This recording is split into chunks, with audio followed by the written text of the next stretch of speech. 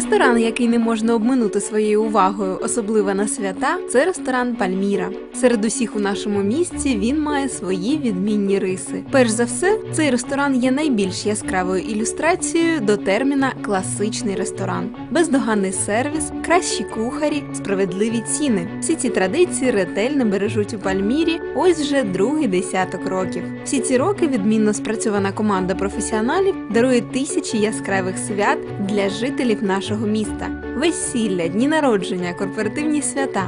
Але класика не означає константа. Разом з класичними традиціями ресторанної справи творці «Пальміри» враховують сучасні тенденції та побажання своїх численних відвідувачів. Останнім часом спрямованість ресторану з європейської кухні поглибилась до більш оригінальної і своєрідної середземноморської.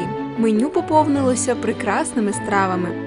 Також тут можна скористатися послугою Wi-Fi. Більш того, «Пальміра» змінила статус тільки з ресторану на ресторан-кав'ярню. Тобто, якщо раніше «Пальміра» більш славилося в нашому місті бездоганними корпоративами, діловими бізнес-ланчами, гучними урочистостями, то тепер все це з успіхом можна здійснити на другому поверсі та у банкетній залі, розмір якої, до речі, ви можете обирати на свій смак.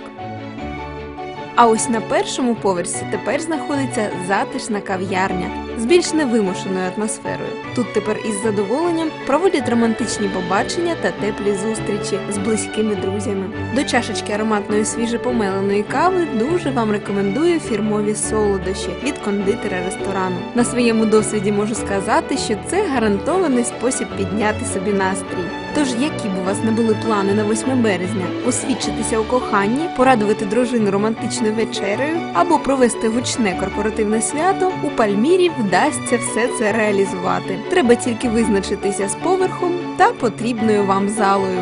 А ще ресторан «Пальміра» підготував сюрприз для глядачів програми «Променад». У наступних програмах шеф-кухар ресторану буде ділитися з нами своїми рецептами та кулінарними секретами. Чекаємо з нетерпінням. Ресторан «Пальміра» у кращих традиціях класичного ресторану.